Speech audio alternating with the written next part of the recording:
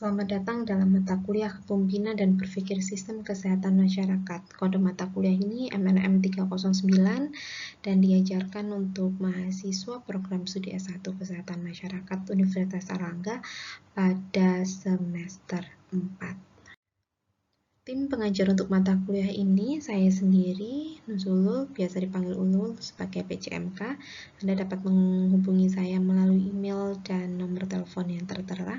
Selain saya akan ada beberapa tim pengajar, jadi akan ada Dr. Ratna Dwi Wulandari, ada Dr. Nyoman Anita Damayanti, Pak Ilham Aksanurido, Bu Syifaul, Pak Dian Santo, dan salah satu alumni kita yang saat ini sudah menjadi praktisi di bidang kesehatan, Bapak Budiono Darmaji. Jadi tim ini akan menemani Anda selama 1 semester dalam mata kuliah Kepemimpinan dan Berpikir Sistem. Deskripsi mata kuliah ini akan membahas, jadi mata kuliah ini akan membahas tentang teori serta aplikasi konsep kepemimpinan dan berpikir sistem dalam kesehatan masyarakat.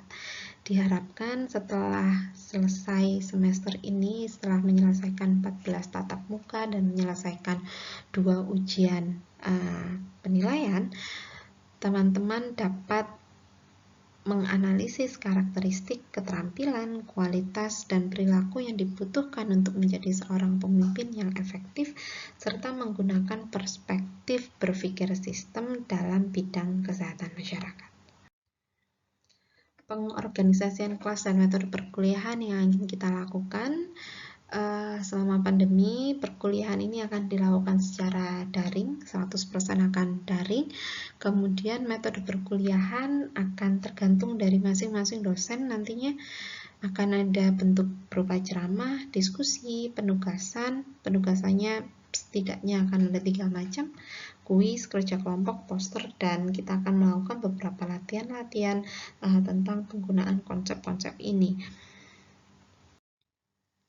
Jadwal perkuliahan kita akan ada 14 tatap muka, di mana tatap muka 1 sampai 6 kita akan lebih banyak tentang membahas lebih dulu tentang konsep kepemimpinan. Kemudian pada 7 sampai 14 kita akan mulai membahas tentang berpikir sistem dan bagaimana mengaplikasikan konsep kepemimpinan dan berpikir sistem untuk menyelesaikan masalah kesehatan. Pada tema yang pertama, sesuai dengan kontrak kuliah, saya akan menjelaskan tentang bagaimana pengantar kepemimpinan dan berpikir sistem, apa itu kepemimpinan, apa itu konsep berpikir sistem, dan bagaimana aplikasinya, gambaran aplikasinya dalam kesehatan masyarakat. Kemudian minggu selanjutnya Anda akan belajar sebenarnya pemimpin yang efektif atau kepemimpinan yang efektif itu seperti apa saja indikator-indikatornya. Kemudian kita juga akan membahas berbagai teori, pendekatan, serta alat yang kita bisa gunakan untuk mengukur kualitas kepemimpinan seorang. Jadi kalau kita udah belajar indikatornya, di tatap muka yang ketiga kita akan belajar gimana sih biar kita bisa tahu bahwa indikator itu memang ada di dalam kualitas seorang pemimpin yang kita analisis, gitu ya. Karena teori dan pendekatannya cukup banyak, kita akan punya 2 tatap muka untuk membahas ini, jadi tatap muka 3 dan keempat. Kemudian pada tatap muka yang kelima, kita akan mulai belajar tentang skill atau kompetensi yang dibutuhkan, skill kompetensi kepemimpinan dibutuhkan dalam kesehatan masyarakat. Termasuk juga bagaimana kita akan bisa mengembangkan kualitas kepemimpinan ini, gitu. Nanti untuk tatap 5 dan 6 kita undang Bapak Budiono Darmaji, beliau adalah praktisi, jadi akan lebih aplikatif rekomendasi yang diberikan untuk kita bagaimana bisa mengembangkan leadership di kesehatan masyarakat, begitu. Kemudian konsep dasar sistem mulai akan kita pelajari di tatap muka yang ketujuh. Sebenarnya akan sangat bermanfaat kalau teman-teman juga melihat kembali catatan kuliahnya tentang administrasi dan kebijakan kesehatan, begitu ya. Di situ kita sudah pernah belajar tentang sistem, pendekatan sistem, kemudian komponen-komponen sistem. Silakan teman-teman kembali cek Jadi catatannya dibaca lagi apa itu sistem sebelum kita masuk ke TM ke-7 ini. Setelah UTS, kita akan lebih banyak aplikasi ke sistem kesehatan. Jadi apa yang dimaksud dengan sistem kesehatan, 6 building blocks-nya WHO itu apa, begitu bagaimana komponen dalam sistem tadi saling berinteraksi, itu yang akan kita bahas di yang ke-8. Setelah kita paham tentang apa itu sistem kesehatan, kita masuk ke pendekatan-pendekatan yang digunakan dalam berpikir sistem. Jadi, apa saja yang harus kita perhatikan, langkah-langkah yang harus kita gunakan untuk kita bisa mengaplikasikan pendekatan berpikir sistem ini, gitu ya. Kemudian di TM ke-10 kita akan belajar lebih ke skill dalam menggunakan berbagai macam mapping tools untuk sistem. Jadi kita akan memetakan berbagai sistem kesehatan itu, menganalisis komponen-komponennya menggunakan tools yang sering digunakan dalam mapping sistem atau sistem mapping begitu ya, untuk bisa membantu kita belajar tentang berpikir sistem. Kemudian di TM ke-13 kita akan juga mulai membahas bagaimana nih kalau kita sudah tahu komponen sistemnya, interaksi dalam sistem tadi, lalu apa yang kita bisa lakukan untuk merubah hal yang harusnya diperbaiki dalam sistem tersebut. Itu kita akan bahas di tatap muka kita yang ke-13. Di akhir tatap muka ke-14 kita akan melakukan kapital selekta. Kita akan review mulai dari tatap muka pertama sampai tatap muka yang ke-13. Jadi topik-topik ini yang akan kita pelajari, semoga dapat memberikan gambaran kepada teman-teman tentang apa yang akan kita pelajari dalam satu semester ini. Kalau teman-teman sudah bisa menguasai topik-topik ini, maka harapannya teman-teman bisa mengidentifikasi, menganalisis kualitas atau skill yang teman-teman butuhkan untuk menjadi seorang pemimpin yang efektif di bidang kesehatan masyarakat. Selain itu, catatan saya untuk jadwal perkuliahan, mohon kembali dicek jadwal perkuliahan kita. Ada beberapa yang akan bersalipan dengan cuti bersama ataupun hari libur nasional, mohon nanti dapat segera dicarikan jadwal penggantinya. Oke, saya harapkan setelah ini teman-teman bisa melakukan pembagian kelompok karena kita juga akan ada beberapa tugas yang kaitannya dengan kelompok ya. Jadi satu kelas akan dibagi menjadi 8 kelompok. Pembagian kelompoknya silakan teman-teman bentuk sendiri sesuai dengan kesepakatan teman-teman di kelas gitu ya. Nanti kalau sudah, mohon daftar nama kelompoknya bisa diserahkan ke PJMK sebelum minggu kedua.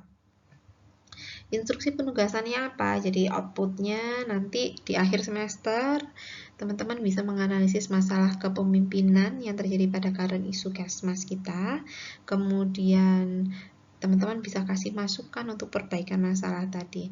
Untuk current issue yang teman-teman angkat, silakan sesuai dengan kesepakatan teman-teman gitu ya. Jadi menurut teman-teman yang saat ini lagi dibicarain dan menurut teman-teman itu penting untuk segera diselesaikan dengan konsep berpikir sistem apa, silakan dianalisis. Produk penugasan yang akan kita nilai, kita akan punya satu ya. Jadi pada TM 3 dan 4 tadi kita tahu bahwa kita akan banyak latihan tentang teori dan konsep dan juga pengukuran. Saya ingin teman-teman paham tentang bagaimana menggunakan konsep tadi. Jadi nanti kita akan punya simulasi untuk menggunakan tools pada setiap konsep-konsep tadi. Jadi sebelum masuk ke minggu ketiga, saya harapkan sudah punya gambaran tentang toolsnya apa, gimana cara melakukannya, sehingga saat tatap muka ketiga dan keempat lebih banyak sifatnya diskusi. Kemudian laporan tertulis, jadi laporan tertulisnya untuk kelompok ya, jadi akan ada 2 artikel yang harusnya diselesaikan.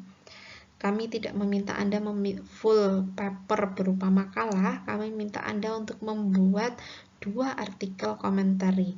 Komentari artikel yang pertama isinya tentang hasil analisis kelompok terhadap masalah kepemimpinan di bidang Kesmas.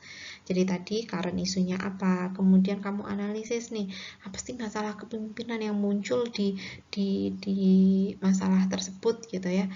Tulis dalam tidak lebih dari 1000 kata, kemudian kumpulkan sebelum UTS. Nanti setelah UTS, kita akan punya satu komentari artikel lagi dari teman-teman yang ngomongin tentang mapping dari masalah tersebut apa menggunakan sistem mapping yang kita sudah pelajari nanti. Jadi sama 1000 kata dan dikumpulkan sebelum UAS. Nah, kemudian pada TM ke-12 kita akan belajar tentang visual system mapping. Jadi kalau di dalam berpikir sistem itu lebih mudah untuk kita menggunakan visual system mapping. Nanti kita akan belajar causal loop diagram untuk visual mapping tadi. Hasil dari causal loop diagram yang teman-teman buat silakan dibuat menjadi e-poster dan kita akan bahas pada tatap muka yang ke-12. Oke, ini untuk penilaiannya. Kita membuat beberapa aturan penilaian. Jadi komponen penilaiannya 10% dari keaktifan dalam setiap pertemuan. Biasanya ini akan lebih banyak saya akan membuatkan kuis-kuis begitu ya pada setiap tatap muka, kemudian 30% tentang kualitas penugasan kelompok. Tadi ada 2, kualitas komentari artikelnya dan juga korelasi dan interpretasi yang teman-teman berikan dalam e-poster yang menunjukkan causal loop diagram tadi.